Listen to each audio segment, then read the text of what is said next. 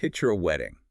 You know, the white dress, flowers, all of it. It's supposed to be about romance, a new beginning. But the wedding we're talking about today, well, it's not a romance, it's a business transaction. A very serious one. And the guests, they're basically just props in a scheme to defraud the U.S. government. That's right. We're doing a deep dive into a huge marriage fraud ring that federal authorities just busted.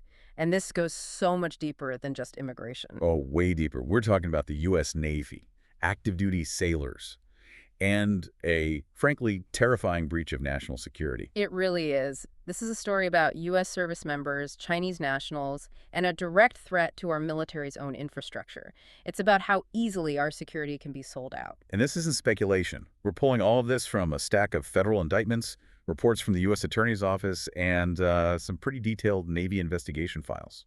So our mission today is to really unpack the mechanics of this.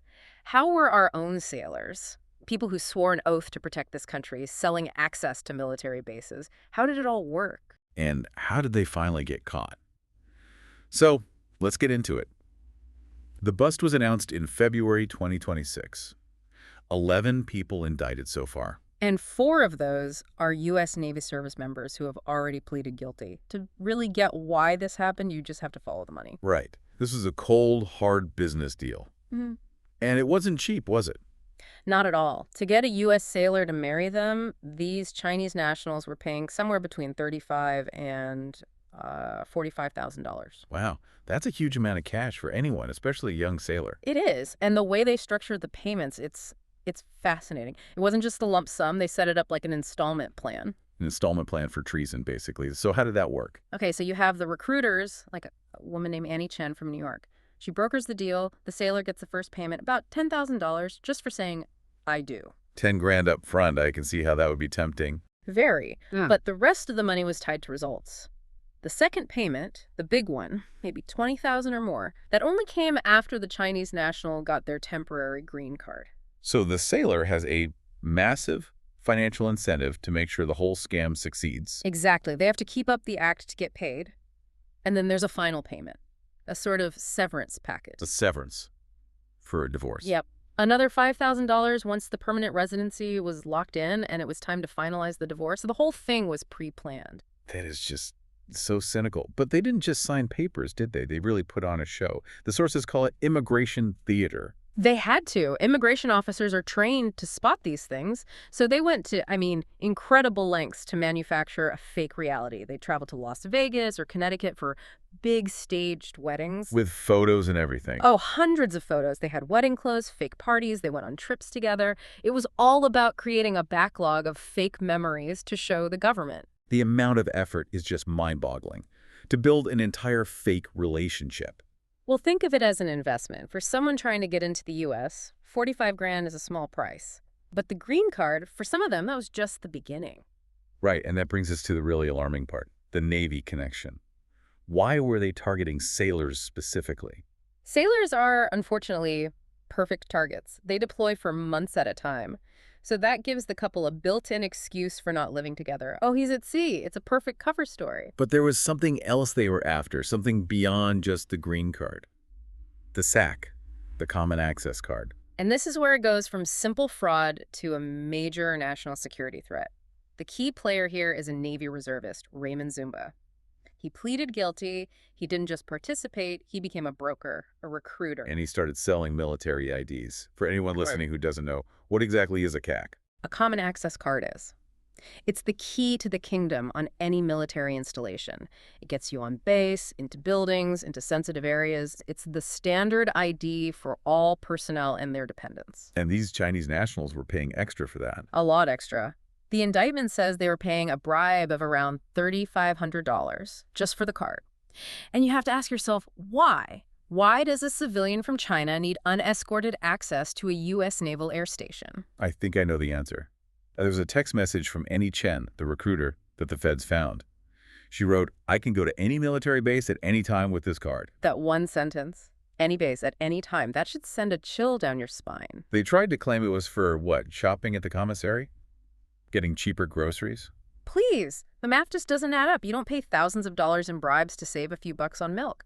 The access is the product. You're talking about getting inside the wire, near our ships, our jets, our technology. And feds are looking at this as a potential espionage operation. Of course they are. Right now, the charges are fraud and bribery.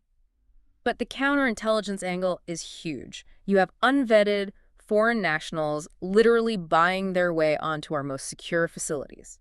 So how did they finally catch this guy, Raymond Zumba? It sounds like he had a pretty good system going. He got greedy. It's almost always greed. He wanted to scale up the business. He needed to get more fake IDs made than he could get through the normal dependent process. So he went looking for help. He did. He tried to recruit an old friend from a warship he'd served on. And let me guess, this friend's spouse worked in the ID office. You got it. At Naval Air Station Jacksonville. It was the perfect inside connection. Zuma offered his friend thousands in cash to produce what he called real but unauthorized cards. So real functioning military IDs for people who had absolutely no right to them. Correct. But here's the twist. The friend didn't take the bait. The friend went straight to NCIS.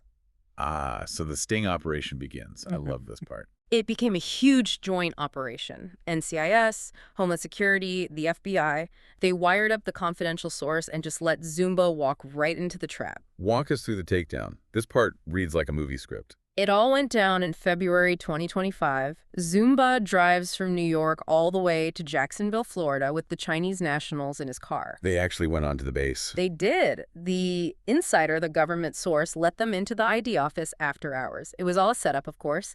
They got their fingerprints taken, their photos done. They thought they were home free. Standing inside a U.S. Navy base, gaming the system, the arrogance is incredible. They set up a meeting for the next day, Valentine's Day of all days, at a restaurant nearby to hand over the cash and get the cards. Of course.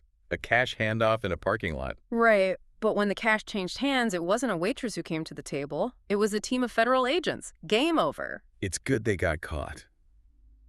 But it makes you wonder, they only got caught because Zumba got greedy and tried to bribe someone. What about all the others who just take the green card and lay low? Yeah. That is the million-dollar question. And it's why the government is now trying to fix the system itself, not just rely on stings. Which brings us to the crackdown. USCIS, that's Citizenship and Immigration Services, rolled out new policies in August 2025.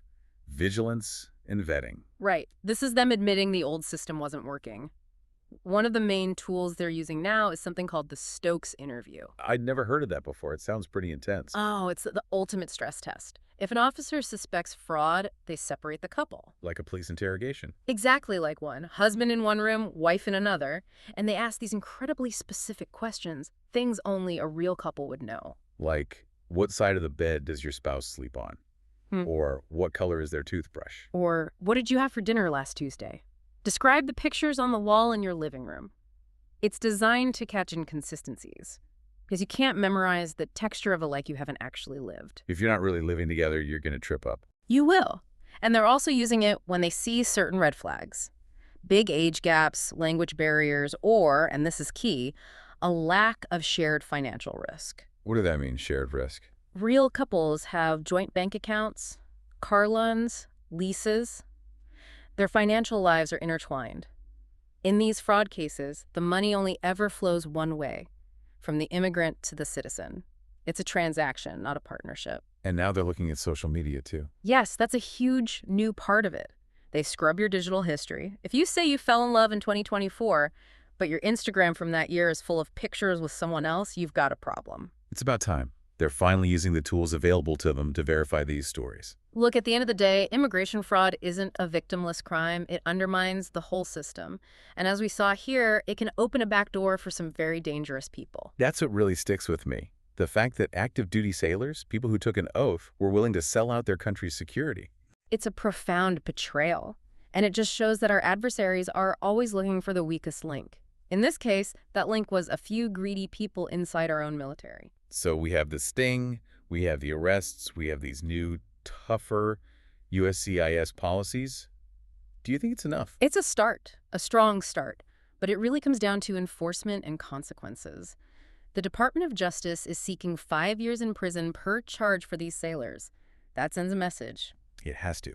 You can bet every base commander in the country is reviewing their access protocols after this. They have to. It just changes how you think about security. It's not always about cyber attacks. Sometimes the threat is just a guy with a key he's willing to sell. The simplest threats are often the most effective. A corrupt insider and a marriage license. That's all it took. So here's the final thought I want to leave everyone with. We know about this group because they got greedy, they went for the military IDs and got caught in a sting. Right. They made a mistake. But how many other perfectly staged, fraudulent marriages are out there, slipping through the system right now, just because they were smart enough not to ask for base access? And what are those individuals doing now that they're here? That's the question that keeps me up at night. Something for you to think about. That's it for this deep dive. Thanks for listening.